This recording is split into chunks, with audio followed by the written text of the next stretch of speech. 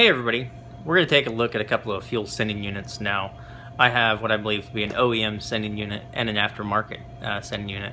I actually thought both of these sending units were bad, but turns out they're not. So previously I was in more of a just replace mentality versus troubleshoot and understand really what was going on with these gauges. So these were just laying around. I thought they were bad. Turns out they're not. In fact, the temperature and fuel gauge you see in my other videos, it was the same scenario. I thought they were bad, but turns out that there's other things going on, improper grounds, etc., that need to be troubleshot and understood and tested once they're installed. So using some of the devices that we've created in the other videos, we should be able to do that once they're in the vehicle fairly easy. But let's take a look at an OEM sending unit now. So what you see here is the OEM sending unit. This is a pretty simple device. It has a pickup screen to pull the fuel in, go into the fuel pump. It has a float that moves on a pivot based on the level of fuel in the tank. As far as electrical connections, we have 2 points of connection here. The center post, I believe, is typically your sending unit wire, and the wire coming off the side is the ground. It really doesn't matter, but it does need to be grounded.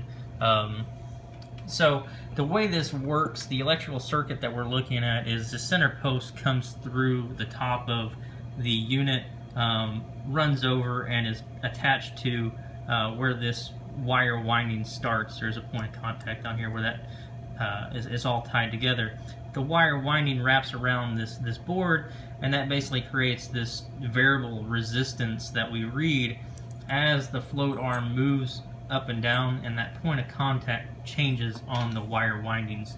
So this point of contact is actually attached and completes the circuit with the housing of the sending unit, which is again tied back up to the ground at the top of the unit. So that's what we're doing, is we're just measuring resistance as the thing moves across the wire windings based on the level of fuel. So in order to get access to this on the OEM sending unit, this metal plate actually folds down and gives you kind of a window of accessibility. The aftermarket ones aren't as nice. It actually has a cover that comes off. In order to do that, you've got to bend some small tabs out of the way, including these tabs down at the bottom, which also act as stops for the float arm. And that's how you kind of calibrate based on what's full and what's empty for the sending unit. The aftermarket one's a little bit more of a pain to put back together, so we're not going to do that here. We'll just focus on this OEM sending unit. Now, if we go back to our little cheat sheet as far as what is considered full and what's empty, we know that at 73 ohms we should be empty, and at 10 ohms we should be full. So if we're testing this to verify, we should be able to swing this from full to empty and get roughly those readings. And if not, then we can definitely we can at least tweak these ears to the stops to get the proper reading. So let's see if we can do that. Hopefully we don't have too many issues here. So right now, see if we can get this moved a little bit. We're fighting our leads.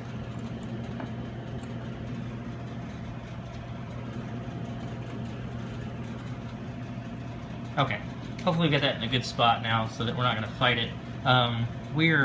If I pull the float arm all the way down, we should read roughly 73 ohms for empty.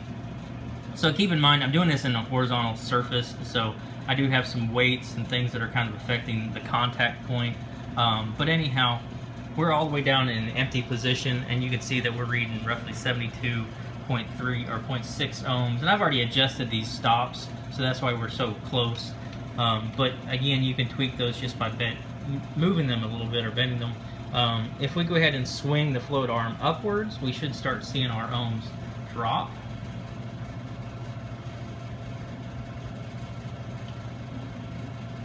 And again, you're going to see some jumping because of weights and pressures like that. But as we get closer to our full position stop, we should be...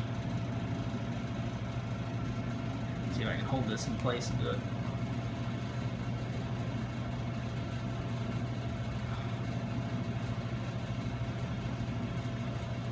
There. So you're reading around the 10 ohms with everything kind of in a stable position.